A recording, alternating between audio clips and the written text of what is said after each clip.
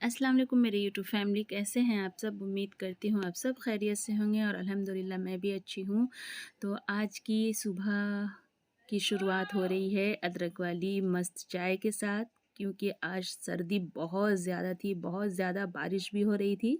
तो ये देख लीजिए बाहर का नज़ारा। हमारे बाहर बस यही कुछ दिखाई देता है, ग्रीन व्यू कुछ नहीं है, यही सब कंजेस्टेड एरिया, बिल्डिंग्स यही सब है। अगर ग्रीन व्यू देखना है तो बस हम लोग यही सब देख पाते हैं। ये जो बिल्डिंग में कहीं कहीं से छोटे छोटे से पेड़ पौधे निकल आते हैं ना, वही। और ये है एक अमरूद का पेड़ जो किसी दूसरे साइड में है, थोड़ी दूरी पर है। बस यही है ग्रीन व्यू के नाम पे, और कुछ नहीं है। बस यही सब गंदे किचकिच वाले रास्ते दिखाई दे रहे हैं। तो और ठंड इस टाइम बहुत ज़्यादा थी, बहुत। तो यहाँ पे देख लीजिए, नाश्ता के बाद मैंने यहाँ पे चावल बनने के लिए रख दिया था। और ये सब कपड़े थे, बारिश के दिन में तो कपड़े ऐसे ही सूखते नहीं हैं, तो रूम में ही फ़ैन को ऑन करके मैंने कपड़े रख दिए थे सूखने के लिए। सारे सूख गए हैं। तो अब चलिए ज़रा अब अपने बेडरूम को सेट कर लेते हैं। तो यहाँ पे देख लीजिए, ये है मेरा छोटा सा आशियाना, जहाँ पे अल्हम्दुलिल्लाह मैं बहुत बहुत बहुत खुश रहती हूँ। और सबसे मेन चीज़ ये देखिए, मैंने अपने एसी को कवर कर लिया है। ये कोई कवर मैंने बाहर से नहीं, मार्केट से नहीं ख़रीदा है। ये एक पुराना दुपट्टा था जिसे मैं कवर कर देती हूँ अपने एसी को। इससे हमारा पैसा भी बच जाता है और हम लोग अपने चीज़ों को अपने हाथों से सजा भी लेते हैं। तो हाउसवाइफ लोग को ऐसे थोड़ी थोड़ी कुछ कुछ मैनेज करके चलना पड़ता है। तो यहाँ पे देख लीजिए, चावल मेरा हो चुका है और 1 से 2 मिनट लगेंगे और इसके पानी को मैं ड्रेन कर दूँगी। मेरे मायके में पानी ड्रेन नहीं होता था, मतलब जो माड़ निकलता है ना इसका चावल का, वो नहीं निकलता था।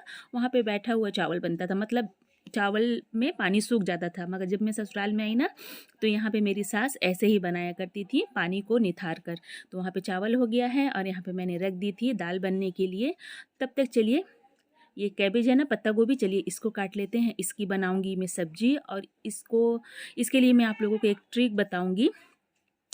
देखिए यहाँ पे सब काट कर मैंने पहले इसे नमक और हल्दी के साथ पानी में, मैं अक्सर क्या, जब भी बनाती हूँ पत्ता गोभी हो या फूल गोभी हो, उसको मैं उबाल लेती हूँ। इससे क्या होता है ना, इसकी जो एक गंदी सी स्मेल होती है वो निकल जाती है। एक बार आप लोग ज़रूर ट्राई कीजिएगा, बिल्कुल वो स्मेल ख़त्म हो जाती है।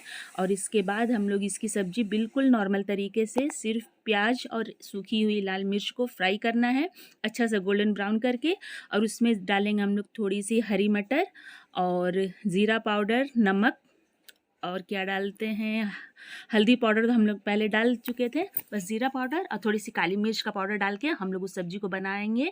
अब बहुत यमी सब्ज़ी बनती है, नॉनवेज भी फेल हो जाता है। तो यहाँ पे मैं 2-4 रोटी बना लूँगी अपने हस्बैंड के लिए, क्योंकि हस्बैंड चावल नहीं खाते हैं, उनको रोटी देना पड़ता है, तो इसलिए उनके लिए रोटी। तो यहाँ पे मेरा दाल भी हो चुका है। और यहाँ पे दाल में छौंक लगाने के लिए मैंने तैयार कर लिया था लहसुन, ज़ीरा और सूखी लाल मिर्च को। और यहाँ पे मैं आप लोग को दिखा रही थी कि कंटिन्यू दिन भर 2-3 दिन से लगातार बारिश हो रही थी और ये टाइम था ज़ोहर का। तो मैंने सोचा कि ज़रा सा आप लोगों को बाहर का व्यू दिखा देते हैं। और ये है हमारी यहाँ की मस्जिद, जिसकी वजह से अज़ान हमें बहुत अच्छे से 5 वक्त की सुनाई देती है। तो यहाँ पे मैंने अदा कर ली थी अपनी ज़ोहर की नमाज को मैंने शूट नहीं किया, क्योंकि वो टाइम सिर्फ मेरा और मेरे अल्लाह का होता है।